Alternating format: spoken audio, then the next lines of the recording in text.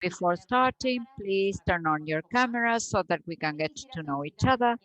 And please, all those that haven't done so, rename your username, writing your full name and then your institution and country of residence. Now, I remind you of the help channels. You have at your disposal the fixed telephone line of our office, the WhatsApp number, or the email that appears in the chat box right now. Remember, we have a hashtag which is Foro IIP 2020. You can use it in Twitter, LinkedIn, or Facebook, and tag us. We will put in our chat box our accounts in social media.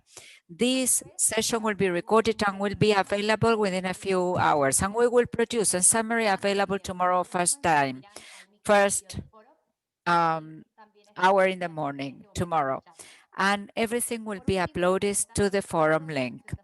Now, after the presentation of panelists, there will be a Q&A session.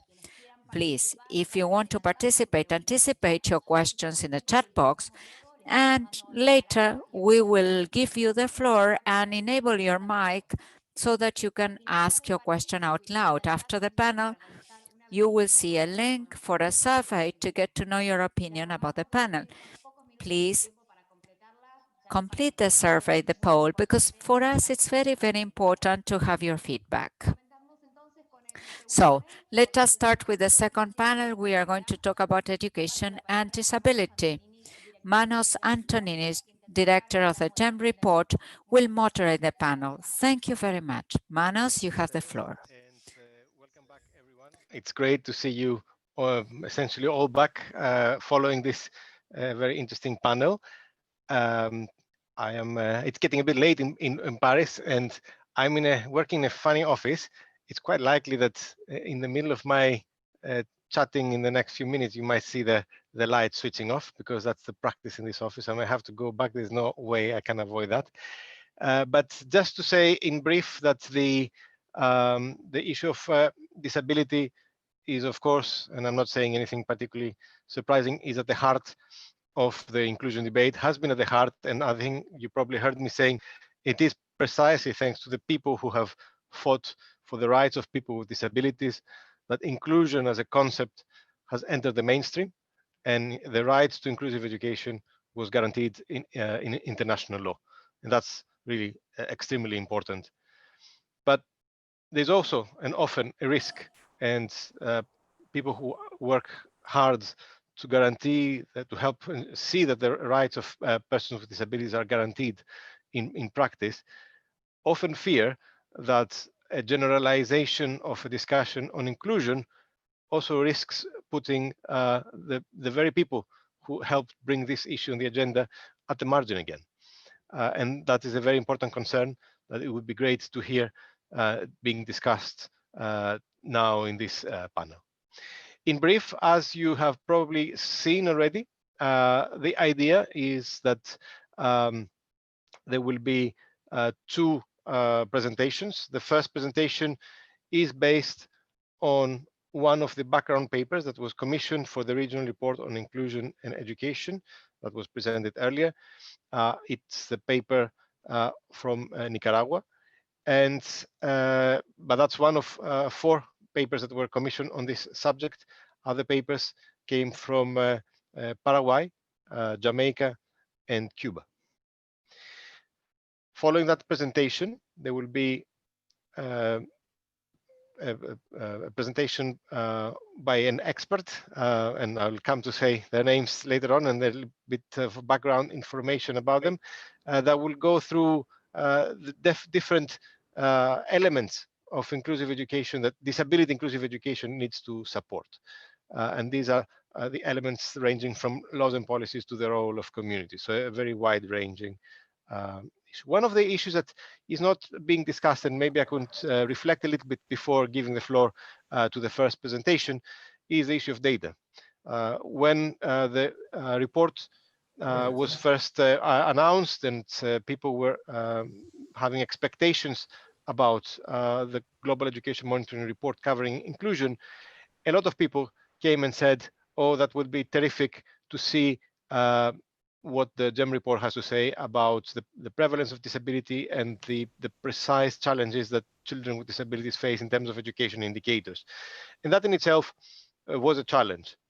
We have to remember that in the case of disability inclusive education, the main emphasis on monitoring activities has been on what, generally speaking, has been the provisions under the articles on monitoring from the Convention on the Right of People with Disabilities. So issues related to monitoring activities, giving space to non-government organizations to report back on the implementation of all the articles, and of course also Article 24.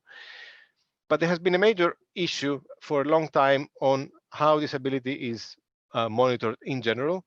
And the report, and I would like to direct you to the relevant chapter of the global report, um, examined the developments. What we have is, since gradually since 2001, a big effort. I mentioned it briefly in my presentation earlier, um, by the Washington Group, one of the group of experts put by the United Nations Statistical Division, to develop a set of questions that would help us have a more standardized way of approaching and understanding disability, so that we can make more solid comparisons between countries, but also within countries over time. The group came with the so-called short set of questions, which has been very influential, and gradually countries are including it in their census questionnaires and their survey questionnaires.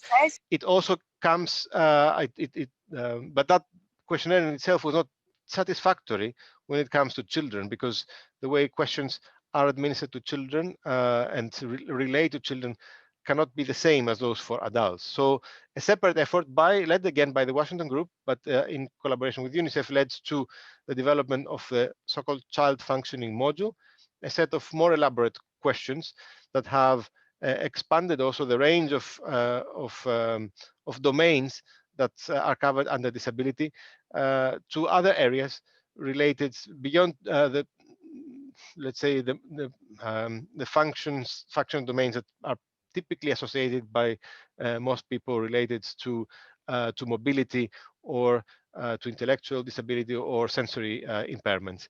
They now cover a wider range of domains, including, for example, anxiety or depression. So that has added a new perspective, and the UNICEF-led multiple indicator cluster surveys have begun including this module in their latest round, so since 2017, and the first data have started flowing in. Of course, that they will be delayed now that we have the COVID crisis, but at least for the first time, they offer a new perspective and an ability to look in more depth on the issue of disability and the respective opportunities that the children have. It is based on this information that the Global Education Monitoring Report said that children with disabilities have 2.5 times higher probability never to go to school. So this most category of children most left behind is exacerbated to an even greater degree when it comes to children with disabilities. So with this brief introduction, I'm turning now to the first presentation by Katarina Pförtner and Indiana Fonseca, who will be talking about the issues of education and disability in Nicaragua. Katarina is an expert on intellectual and learning disabilities in children and adolescents. Her work has focused on inclusive education, early stimulation, sexual violence prevention, and education for adults with disabilities in Nicaragua. She helped build a community-based rehabilitation strategy and the practice of community-based inclusive development. She has been a representative of the International Christian Blind Mission, known as CBM, an organization based in Germany, but with offices all over the world. So that was in Nicaragua. And she has been a leading advisor on the issues of rehabilitation and community-based inclusive development in Nicaragua, Latin America, and around the world. Indiana has a degree in business administration and an ongoing master's in management. She's a specialist in and an advocate on inclusive education. She has participated in research on disability and development for international organizations such as Inclusion International, UNICEF, and UNESCO, as well as for regional organizations. She's also a member of the Catalyst for Inclusive Education, led by Inclusion International, and the director of the Nicaraguan Association for Community Integration, known as ASNIC, in her country. So with that, I give the floor to Katarina and to Indiana, who are going to present the work that fed as a background paper into the regional report on inclusion and education. Thank you, gracias. Estoy compartiendo mi pantalla, ¿se puede ver? Let me share my screen. I hope you can see it. Okay. So to begin, if we refer to inclusive education and disability, as Mano said, it's important to take into account the two-track approach, the two-fold approach or two-track approach or double-track approach. One track is the inclusive system, something that, of course, we had to follow for all girls and boys, making the system inclusive, flexible, responding to the needs that all have. But for girls and boys with a disability, we had to take into account a reasonable adjustments that students have necessary accessible equipment to enable their participation on equal opportunities. For example, it could be the interpretation of sign languages during classes, schedule adjustment for children with health issues, etc. In Nicaragua, we have a population of 6.5 million inhabitants. Son 1 millón y más o menos 1.800.000. Around 1.8 are students million. 10.3% of the population presented disability, according to an ND survey conducted in 2003. So we had to go back and repeat again that a big limitation is the lack of information that is updated. La estadística escolar nos menciona 3.000 estudiantes más o menos en There are escuelas. 3,000 students in special school and 6,500 in inclusive schools, adding up 10,000 students, of course, referring to 10% of the population. Here we need information about children, girls and boys with disability. In Nicaragua, illiteracy has been fought hard from 20% back in 2010 to 4% nowadays. Datos actualizados sobre la situación de los niños y But there niñas. is no updated information about boys and girls with a disability. In Nicaragua, we have Programas sociales porque Nicaragua broad social programs because we are a poor country, but we invest a lot in social programs. After an economic growth that became stable at the beginning of 2010 to 2017, con la crisis política que se tenía en Nicaragua en el año 2018 y that 19. growth was stopped by the political crisis and once again with the economic crisis now because of the pandemic. Respondió a esa amenaza con The la government responded to that threat with the promise to invest 50% of the general budget on social programs. en un programa específico, el programa de amor There para is a los specific program, Amor or Love for the Youngest.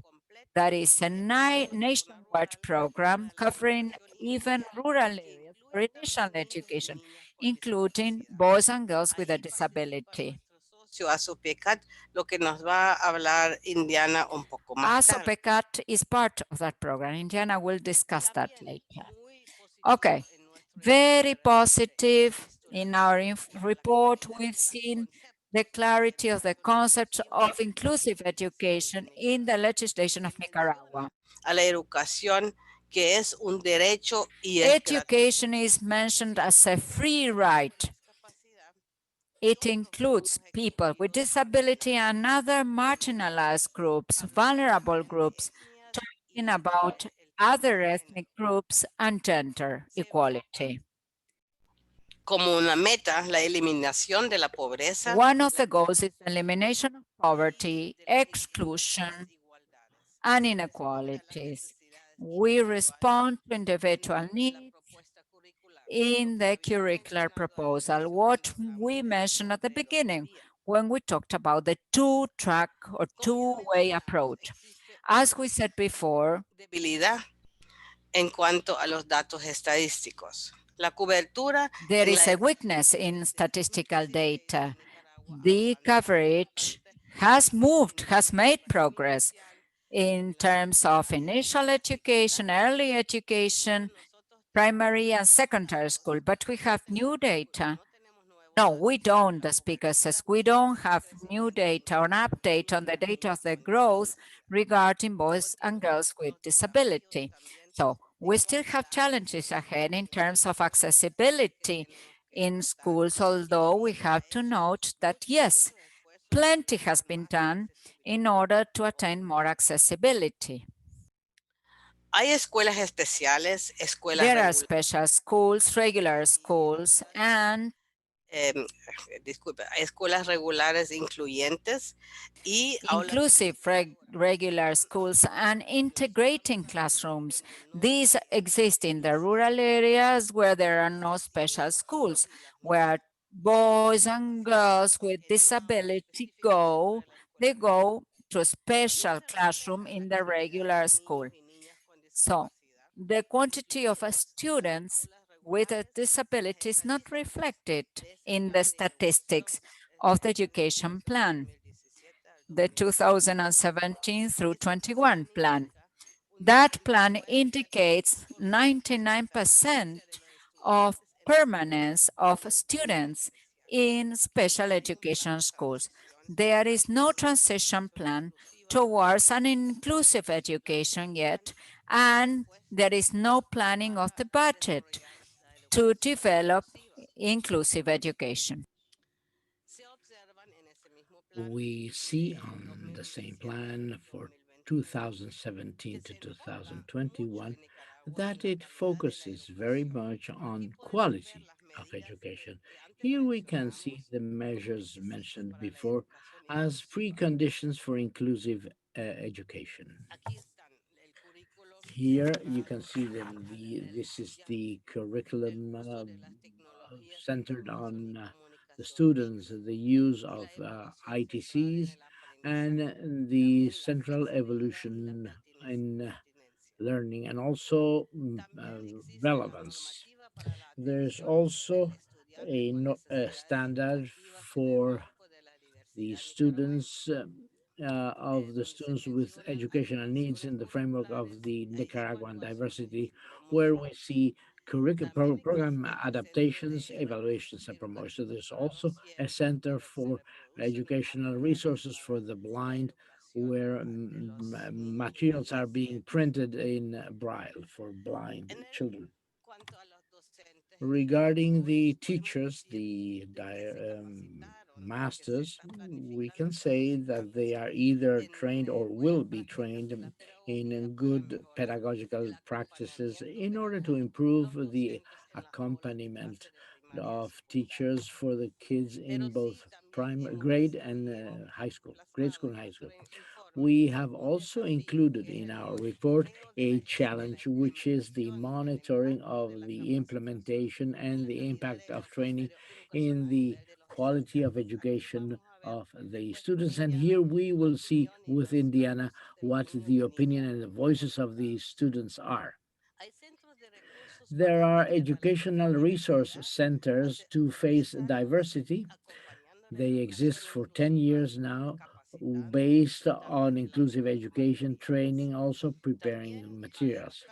Likewise, a big effort has been carried out to achieve more interpreting sign language in the classrooms.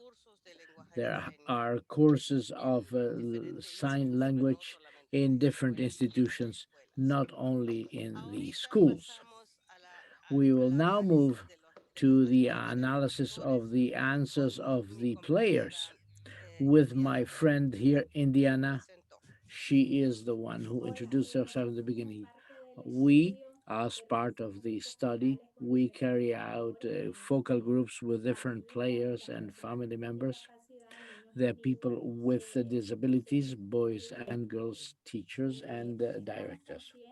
We are fully aware of the challenge that they face, given to make sure that they have a quality, inclusive education, taking advantage of the resources of the community. We can say that the community as a whole, families, students, and others, there is a big culture of organization. We have many organizations carrying out a small census. I'm sorry. We wanted to know what the outlooks of the general population were, of the rights of the people with disabilities. And to be honest, this is a quite a high figure. That is the perception of the rights of the disabled people and the needs for a quality education for them. As part of the focal groups, we started with a participative method. We carried out these small, the kids did, these small drawings where they would show the realities they have every day. You can see that we always have the importance of nature in many of the drawings. You see sad faces. These are barriers regarding physical access, and that sadness reflects the attitudes the kids face every single day, and as well as their relatives.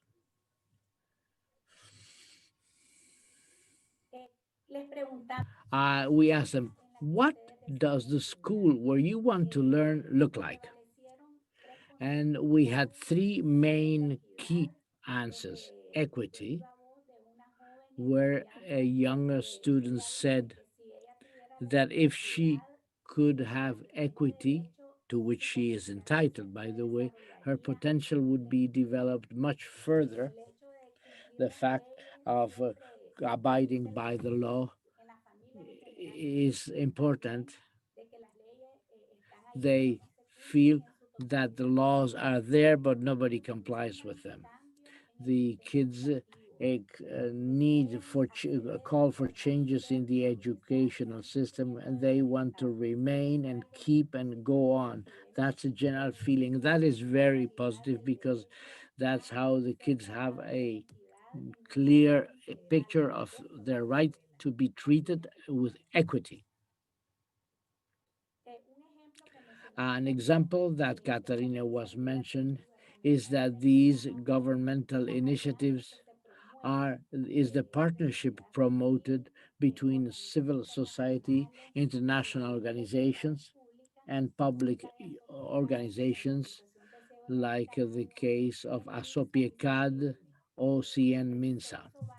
This was done with the idea of development education based on the community, working in 17 municipalities with a participation of 21,000 disabled people, funded by the government and an international resource, CBM, with a coordination with all of the players of the community, including the international organization. We have a very strong international organization vector.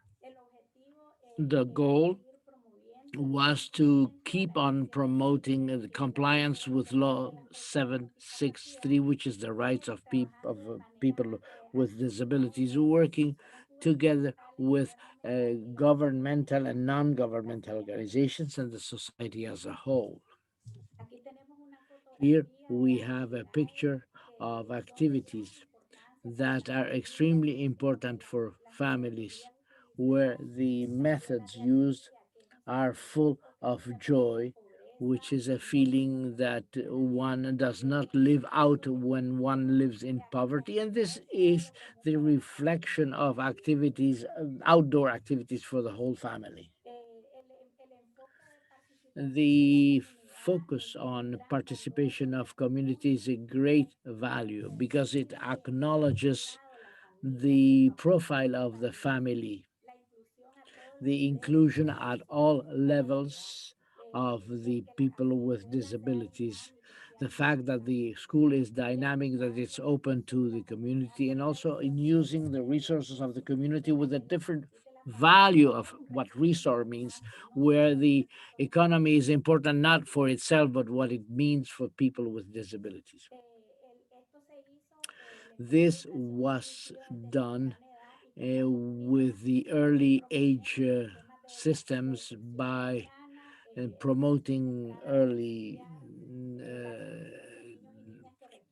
education needs, know what could be done at home, promoting the needs before kindergarten, do also in inclusive education in kindergarten and before grade school, and so on. The challenges due to pandemic are these. In Nicaragua, the confinement was volunteer. Therefore, there was a hybrid system where sometimes kids would go to the schools, others they would not. There was distance, but education, but this means they needed resources because it has been a big challenge for the families of the country. The crisis generated a stress level very high in the families that were, and especially amongst the most vulnerable peoples. These are the ones who have had a bigger impact on their results, and there's still a feeling of uncertainty. What will happen? How can I guarantee that my son or my daughter will be able to finalize school and go a further on, a step forward? That is the question that people have throughout the families everywhere at every single level. However, every crisis brings about opportunities, and the inclusive education is the answer to a new modality that calls for expertise that has been developed by the students and the teachers that have had experience with people with disabilities, digital technologies, the use of creativity in the rest of the day-to-day activities, the clear idea of inclusive education as an access that values the students' knowledge, and a system that is open to the community and that is flexible, and especially generating a thinking process for the whole society as a society, and of the changes called for by the educational system to move on. Thank you very much. And sorry if I went overboard with the time. Thank you very much. Not at all. Thank you both very much. I think you're perfect in terms of time. So with that great introduction to the particular context of Nicaragua, which no doubt also captures realities in many other countries, I think we can now pass the floor to Cynthia. Cynthia Brizuela is a specialist on inclusive education and on the guaranteeing of the rights of children with disabilities at the UNICEF Regional Office for Latin America and the Caribbean, known as LACRO. She has a PhD in education from Northern Illinois University. We all have become big specialists in every single state or county of the United States in recent days, and a specialization in public administration from the National School of Administration ENA in France. Cynthia was a Vice Minister of Education in Paraguay her country, and a member of the International Center for Pedagogical Studies in France, CIEP, which I think now has changed name, is called France Education Internationale. She has worked as a university professor and as an advisor on national and international education projects for the Inter-American Development Bank, the Japanese International Cooperation Agency, the United Nations Development Program, and UNICEF. So with this brief introduction, Cynthia, if you're ready, the floor is yours for your presentation. You will also have 15 minutes like Katarina and Indiana, except it's all to yourself. Thank you very much. Muy buenas tardes. Good afternoon. I'm having some problem to share my screen. As you can possibly see, I will try one task. Tell me if you see that properly. Can you see the screen? Can you see the presentation? We can see the presentation, but it is small. I don't know whether you could. I will start again. Voy a comenzar de nuevo. A ver. You may have another option for a window when you select how to Sí. share your screen. If you have opened it already in the presentation mode. I think Sí, that's sí, a sí. confusion we all have when you have two windows to choose and both look very similar. Y eso, practicando antes de la And this presentación. is because I practiced before, mind you, manos. Imagine. Now it looks, it's still coming the same. Yeah, at No, least, yes, see try what? that, and that at least will be, I think, should help. And if you remember, you need to right click and change from the, Ahí está. yes, perfecto. Thank you very much. Now it's good. Bueno, con esa introducción Now, fue un... with this introduction, this is a pre-warming to work in the next part. Just to add, it is important I'm a mother of a child with a disability, which made me an activist in the topic of inclusion as a mother. So I will speak from the standpoint of the inclusion in two places: the professional place, but also in the conviction framework. In a recent presentation I made, or I participated in a colleague talked about a quotation from Jasmine Harris, and I would like to start my presentation with that. It says that the inclusion process is based on the Convention on the Rights of the People with Disabilities, and in the approach, human rights approach must be pushed from a fundamental faith, and that is that one can reduce the discrimination based on disability if we manage to introduce interaction between people with and without disability. This we saw, and this faith is based on the idea that the contact and the integration of peoples with and without a disability is there with the expectation that such a contact will reduce the damaging attitudes and will change the social standards. With this thought as a backdrop, I want to share with you what we knew before the pandemic. 8 million boys and girls below 14 years with a disability, and this is an estimate of 5 years ago, live in Latin America and the Caribbean. And of these, we know that 7 out of 10 do not go to school. So we're speaking about a situation prior to the pandemic represents a situation of discrimination of which we have to take into account in order to make sure that we have the opportunity of rebuilding from the inclusion, and to take this opportunity and to take this challenge as a good initiative to think again, to revisit some educational processes.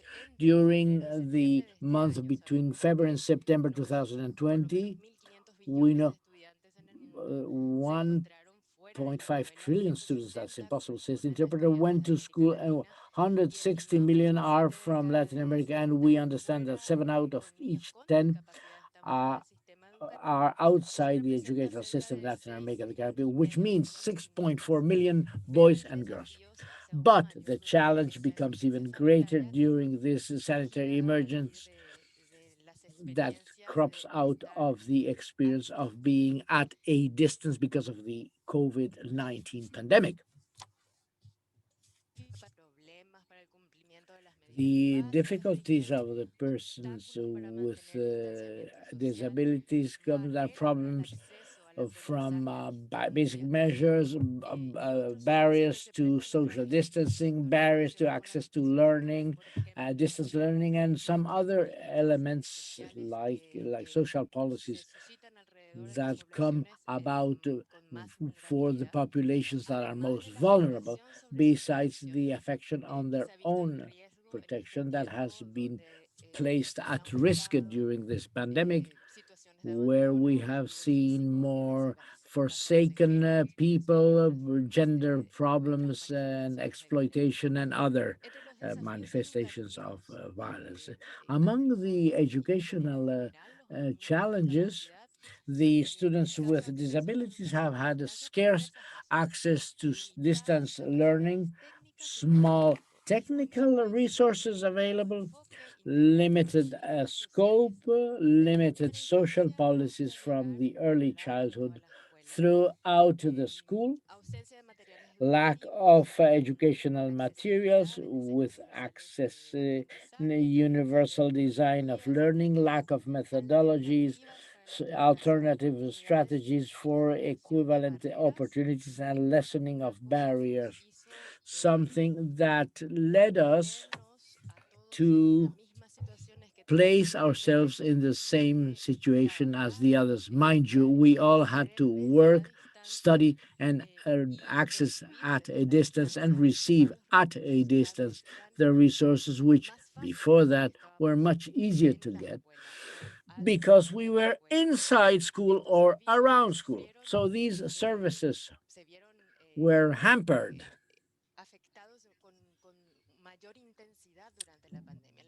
by the pandemic. The lack of learning resources, including the necessary tools for the families and the main caretakers, became a big challenge, which leads us to think that it is absolutely of the essence to revisit inclusive education.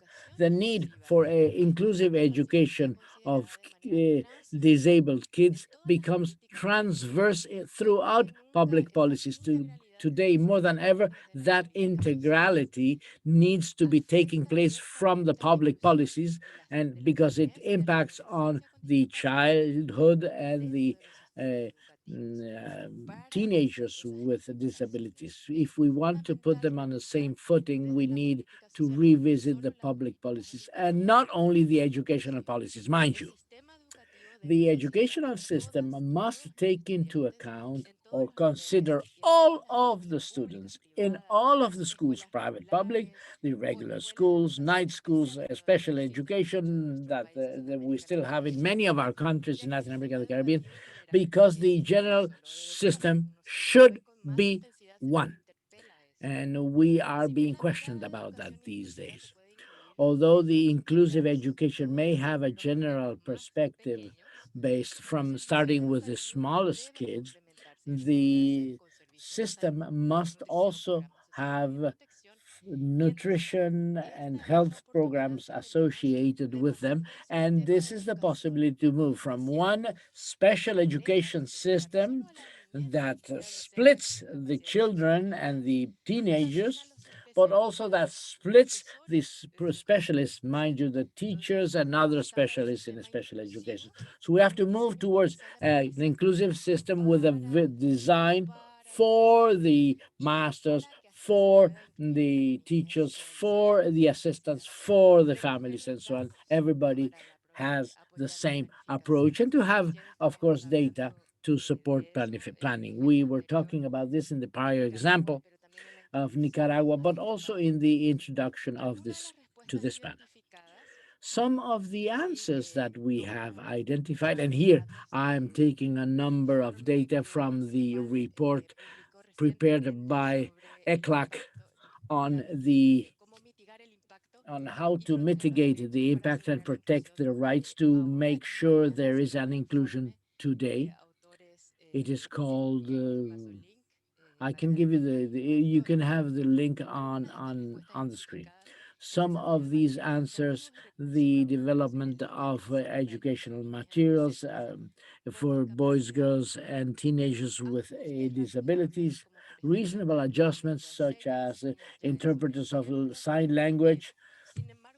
However, many of these cases were used for educational materials outside the standard programs, like the guides for internet during the quarantine or some support to the families, leaving aside the big challenge of moving ahead with the development and establishment of the curriculum, the adaptation in a universal design of access to include all of the boys, girls, and teenagers.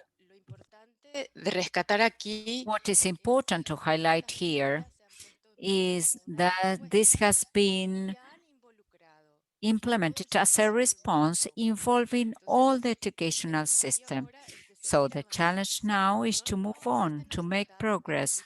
There is no data that will allow us to confirm the scope of these support measures, but to identify and set in motion this type of processes of reconversion of special schools in resource centers, what's happening right now, it starts, that we are moving, let's say, towards inclusion, and not only as a special school, but a specialization within the education system. We also use the radio stations. And let me dwell here for a minute. Strategic alliances for generation of resources, for advocacy for that cultural change that is the biggest barrier that we have for children with disability in our education systems, to generate participation, to hear their voices, to listen to their voices and be part of the solutions. There is an experience that then I will leave a link on the chat, and if there are more questions, I can go deeper into it. There is an initiative that we are carrying out that is called A House with Many Windows. So through encounter meetings between families, organizations, children, and adolescents to listen to their voices, because we don't know what's going to be the response and how to transform that future. So it's better that we do it together and not separately, because everybody is everybody. So inclusion is necessary to carry out social and human development, to build more peaceful societies where nobody is left behind. There is important progress made in the region based on the Convention on the Rights of Children, on the persons with disability.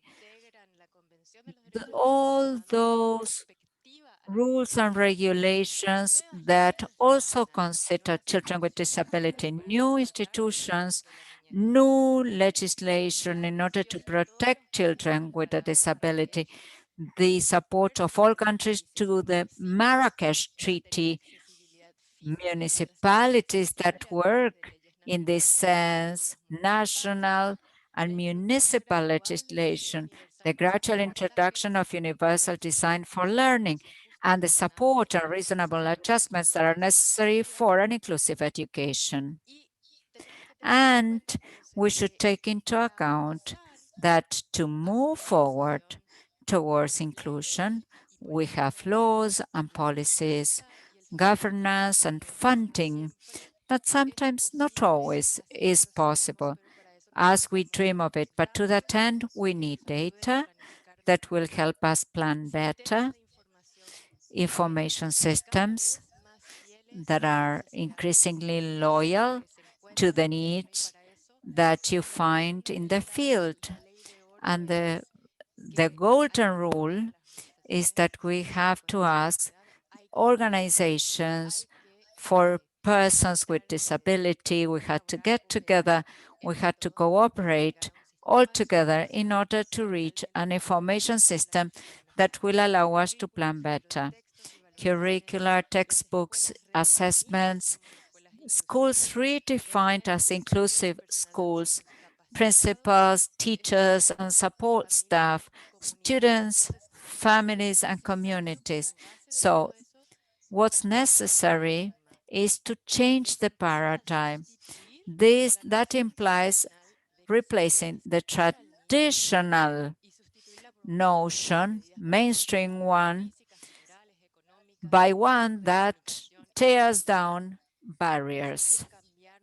So we need to change our culture and our view. That myth that we have that in fact children with a disability don't learn. So we have to replace the traditional notion that the child must be rescued and substitute it with the adoption of measures to eradicate physical, cultural, economic, attitudinal, communication, and mobility barriers. We need to work towards equal opportunities. So if the environment cannot include the child, then there is a barrier to learning. Their disability is rooted. So the environment has a disability.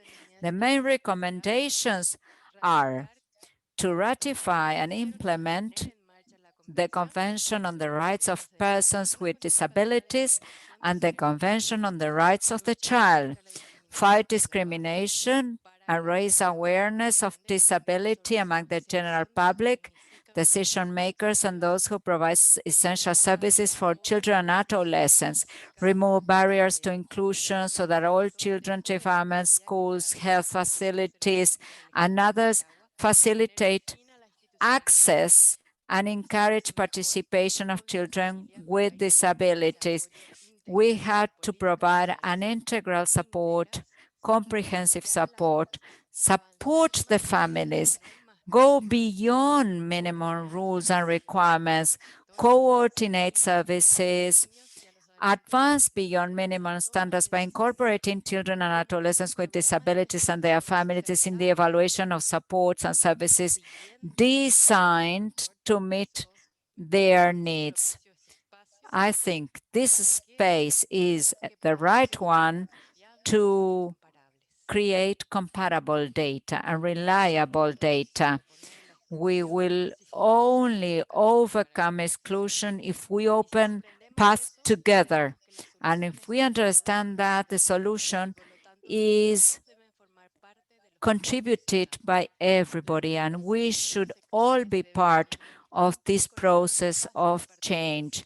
We have to communicate, to listen. The solution for everyone comes from everyone, and therefore everyone must be part of the change process. The articulation of all sectors must come from a broad and coordinated space of participation. If you are not allowed to learn, the world is denied to you, and the world cannot change if we are not all included. So we want to rebuild better. We want a new vision of an inclusive education without discrimination. So we should be all included.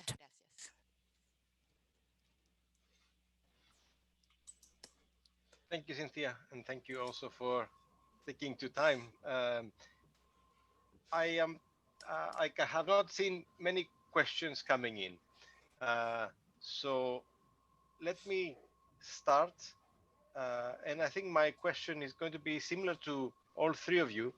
Uh, one is looking, let's say, forward, one is looking backwards.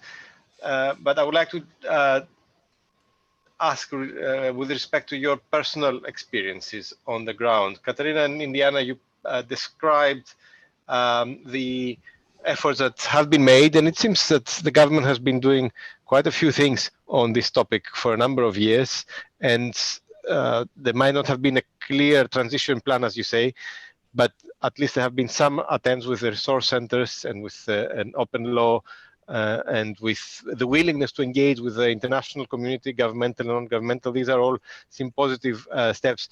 But if you were to advise the government what to do next, what would be your, let's say, diagnosis of what would be the nice next little step to make things better? That would be my question to the Nicaraguan context. Cynthia gave us a regional perspective, but I recall that she also spent some time as a decision maker in Paraguay, and that must have confronted her with a lot of challenges. It's of course very difficult, especially for an area like disability inclusive education that often is unfunded, and it's very difficult to get the support one needs to implement the reforms. Where did you think you had an opportunity to make progress, and where else did you find more opposition to what you might have liked to do?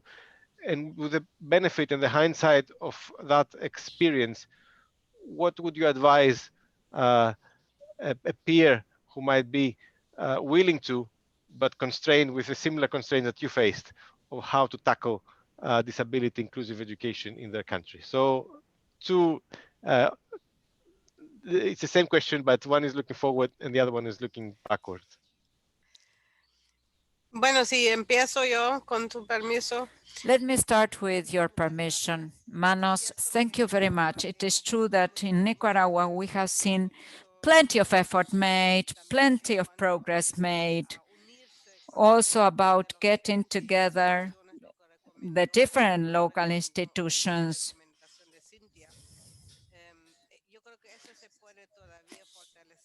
That can be strengthened. The institutions such as they should develop a strategic plan to include all children, all boys and girls, according to their individual needs, and provide coverage on the monitoring basis. That has been, we believe, one of the most important aspects, policies and all, but in the classroom, you don't see that many times. You don't see those very good purposes. So it's very, very important to continue training those people that can monitor based on the classroom so as to make progress in the reality of families and children and make the participation of the community to make the participation possible in inclusive education. Perhaps you can add, Indiana, yes, we need to have political willingness. That's, of the essence.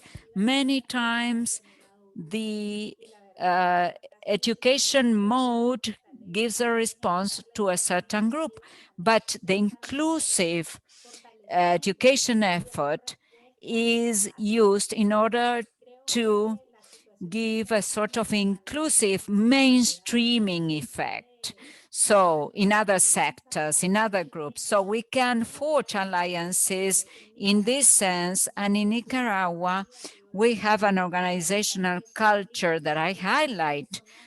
Plenty of time and economic resources. So we can take advantage of the alliances forged within our territories. They have had a positive impact in the quality of life of children with disability. Of course, there are programs led by the health ministry that can generate a national impact. There is like an articulation of different public institutions, local organizations that have worked on a plan, articulate it all together and monitoring the impact, because we cannot only have good intentions.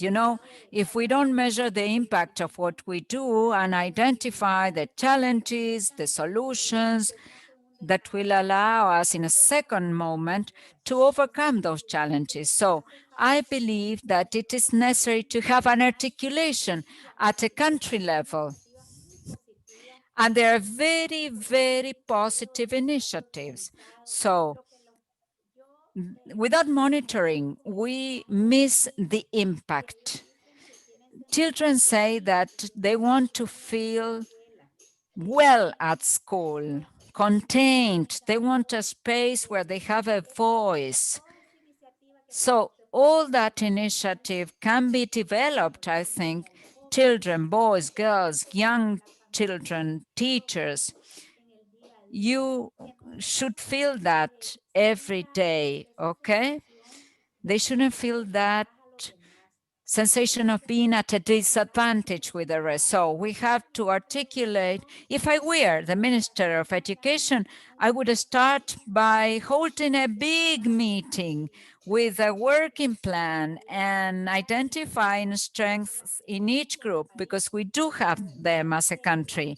So many times we don't know very positive initiatives that exist. I'll never forget, in a rural school, very, very far away from Managua, when a teacher taught us a lesson of curricular adjustment, but she had never heard of that concept. So what we do need is people committed into different roles. In this case, it was a teacher committed that wanted to give a response to their students, to her students. So there are successful experiences, because it should prevail in us what we work, this sense of believing in what we are in a positive way. Even more so during this pandemic, this is an opportunity, a great opportunity. Para responder Thank you muy both. rápido. To answer very quickly. First, the main barrier was being asked by Manos. In my past, what was my main barrier? Well, the largest barrier was not funding, because with the proper attitude, that is political attitude, with the wish of building a different educational system, we had the inclusive education network. So the biggest barrier that you cannot avoid by law is the change of paradigm I mentioned in my presentation. That is the vision of what it means to be inclusive and what the children with disabilities are. It is not because it is a good idea, or because we do that from the bottom of our heart, or because we have a charitable look onto society and that is the proper thing to do. No, we will only grow through diversity. Whether it's a functional diversity, any educational system that only has one way of teaching, well, you will leave many people out. People will be remaining behind.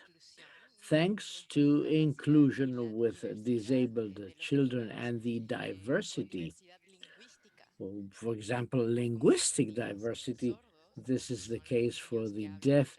or for those who speak other languages, the indigenous population, which is so important in our region, they have all brought a different light into interculturality, what it means, what diversity means. Our region has many things to teach us.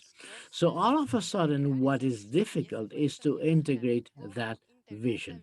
And that was the main challenge, how to integrate the diversity for learning purposes. The challenge isn't the learning, there's nothing you have to invent about that. We should never forget about learning. We believe we want everybody to learn, but educational inclusion is only possible when students reach their maximum potential. The rule of thumb to overcome such a challenge is to consult when you don't know what to do. And who are those who know? The organizations of disabled people in their networks, regional or country level or whatever, they can assist you, or at least request this very often, the inclusion of their own diversity problems within an educational system. So when you don't know, ask. That is the first rule. And you have to ask for whom? Those who know, even if they think in a different fashion. If they're, maybe I can even wonder whether I'm the one that's wrong. But if I don't think this would, please convince me that I'm wrong. The second rule of thumb to make sure you have funding is to have data, reliable data. And that is when I can reach most of the population and I do not have I don't have this obscene figure of 7 out of 10 are out of school. 7 out of 10. Something is wrong. So, how much are we losing from that?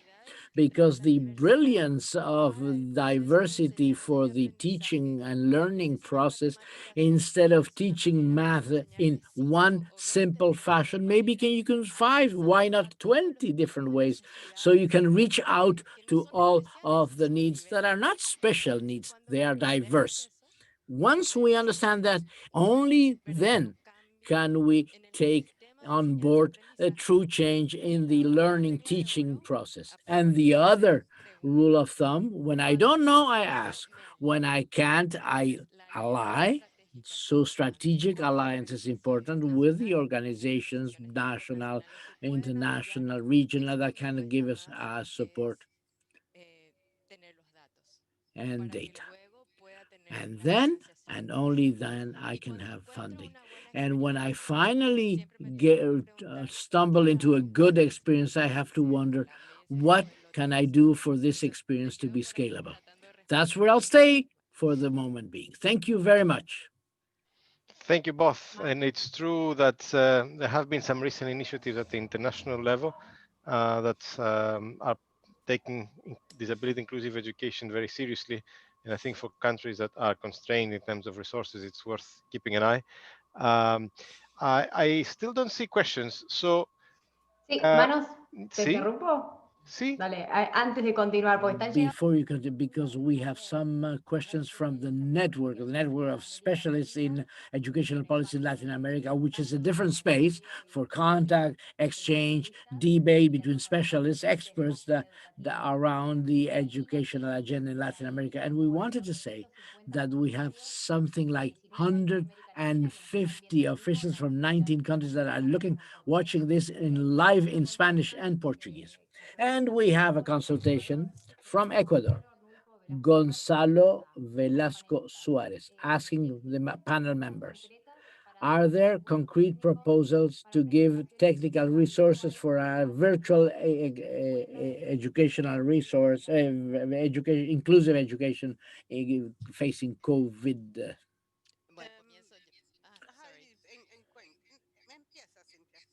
Yeah, please, Santiago.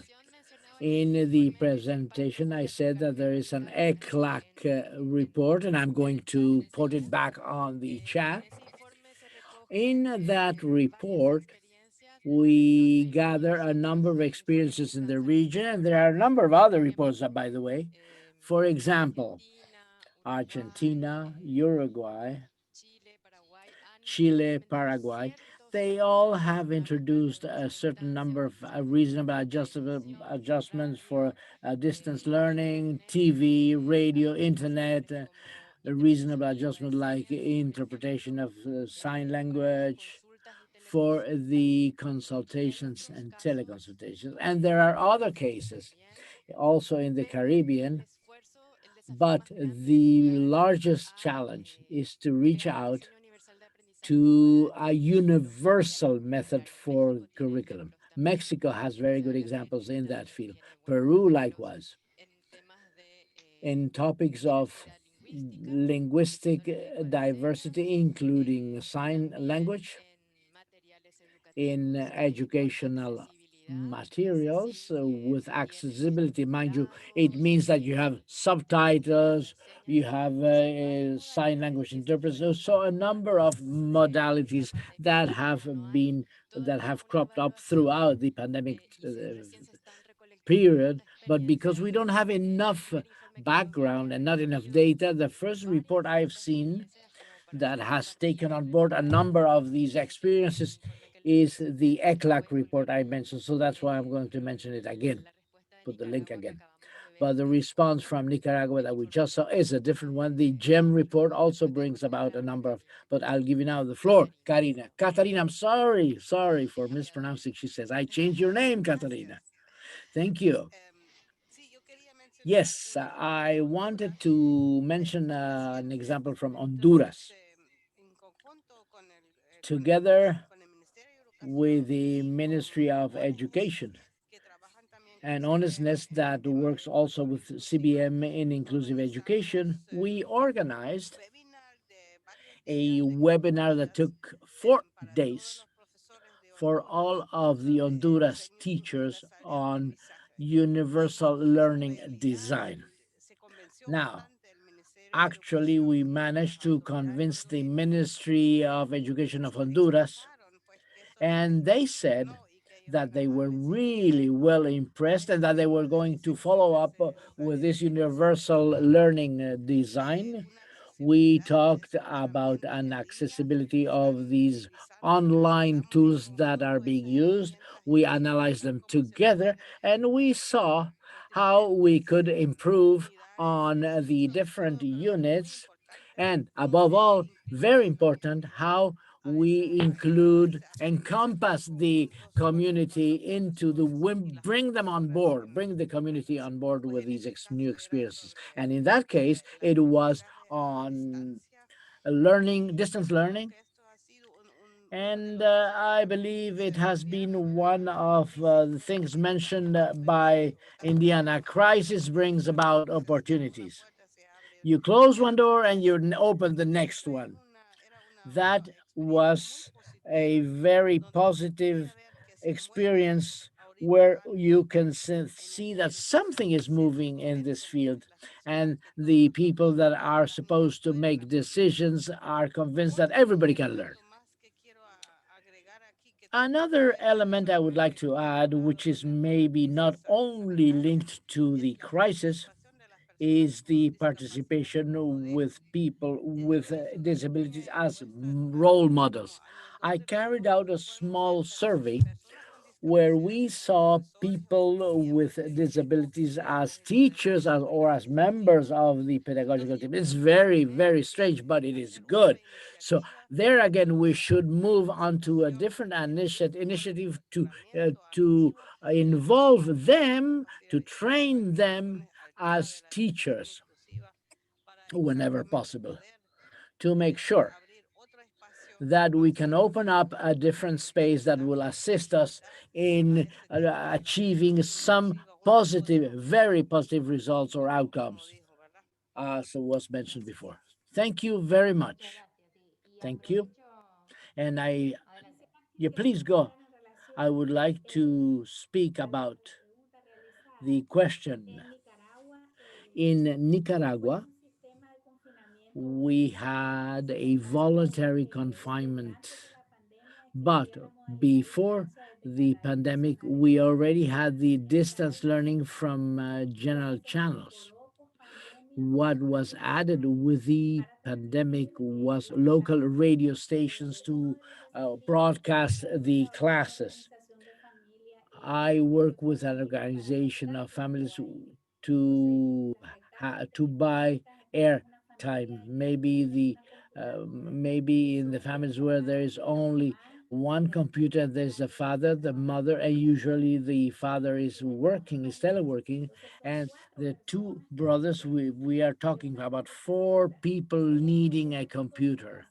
Well, in those cases, we have had the big challenge. However, the local organizations have played a key role to take care of the families.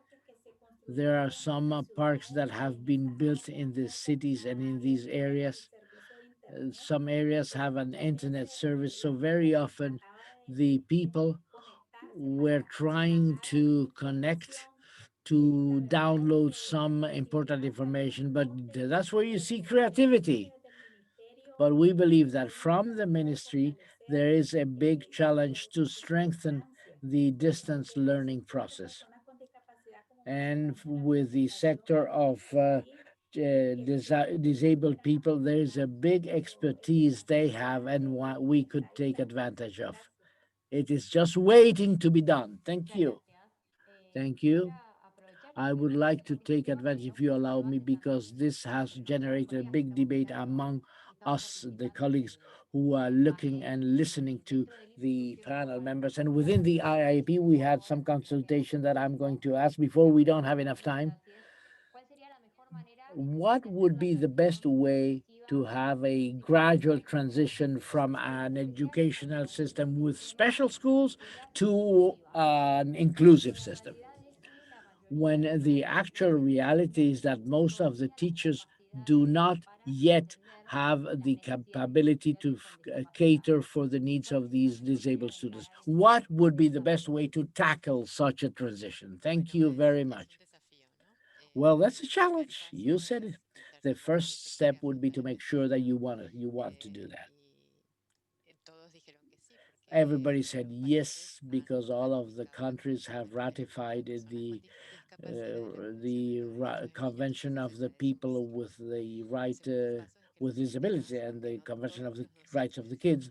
The second step is that the people have the skills needed. The system has the skills, especially if you have a history of special education. Now, this opportunity of distance learning has revamped the prior systems mentioned before, whereby the specialists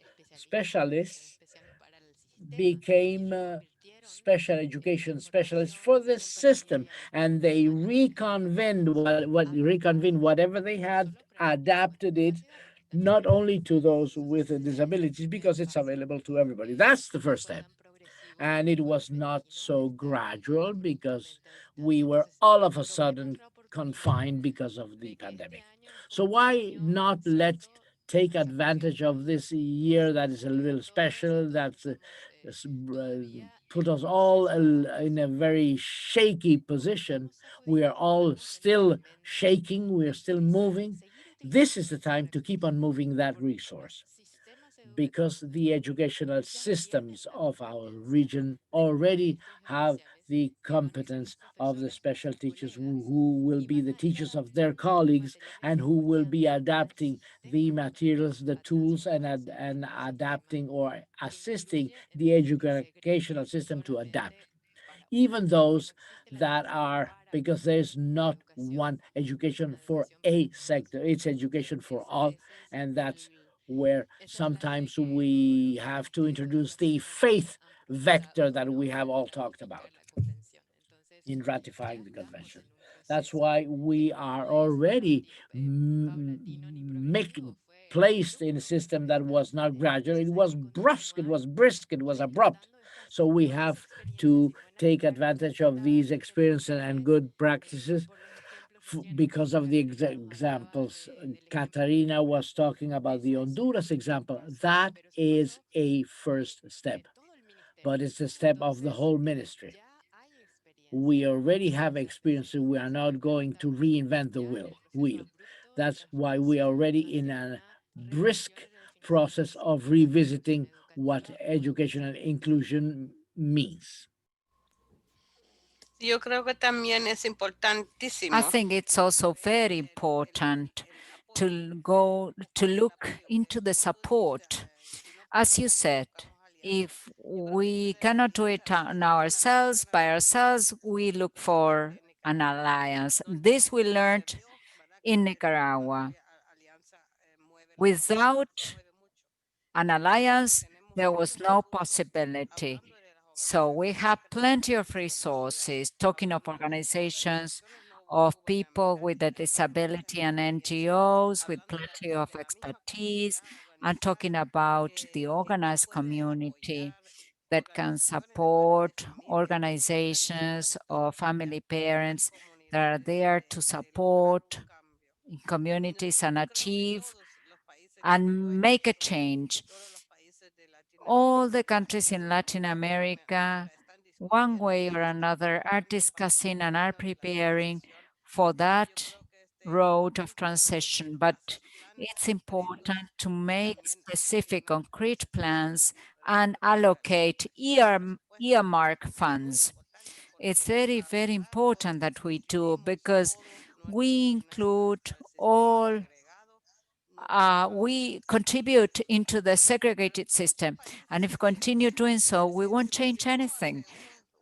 Some days ago, a report was published, a paper on countries that have managed to change their systems of a special education, from special education to inclusive education.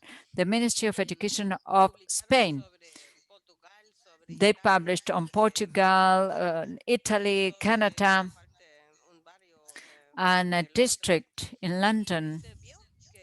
And it was clearly seen that the breaking point was the political decision to implement the inclusive education policy and leave behind the special education policy. Until we make a decision along these lines, we won't be able to change anything. Along these lines, I think the change of role of the special education is something that education ministries should think about in the short term. The expertise in human resources provided by special schools can play a very important role in the regular system in Nicaragua. There are structures that report to the Ministry of Education. They are pedagogical, they are instructional, and the work done can permeate the whole education system and change the viewpoint of the inclusive education towards other vulnerable groups that we have in the country. And that would be like a replicating effect and a success factor. We shouldn't continue building more special educations, because we are giving a very inconsistent message. Special schools, we know in that sense we should revise the plans, the curricula developed for those schools, and integrate those into other regular schools. Slowly, but we should make a start. Otherwise, we won't make it. It's a comfort zone many times for the ministries of education, you know, the special education area. So we need to see changes implemented that are sustainable in time. Otherwise, every change in our country, every new administration, we go back to square one. The new challenge is there. The new global context is an opportunity to institute a big change. Thank you very much. So we can wrap up with these latest comments. Manos, please, if you have final words for all of us.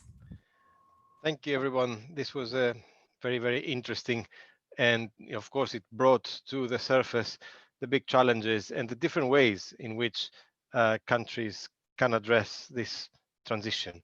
The belief in inclusion as a principle has taken hold in Latin America and the Caribbean. I think it's definitely clear. Um, the question is how these transition plans that will enable uh, all children with disabilities to attend mainstream schools is going to happen. And for that, of course, there are all sorts of different constraints, often resource constraints, also historical constraints related to how different teachers maybe have been prepared in order to be able to support. But infrastructure is being put in place. The different, I think we had these examples of the resource centers mentioned in Nicaragua as a tool to support that transition.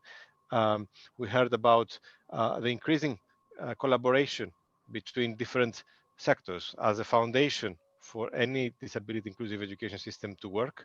And that's also a very important trend that the region has been a champion. Um, at the same time, there are still question marks about how fast every country can move.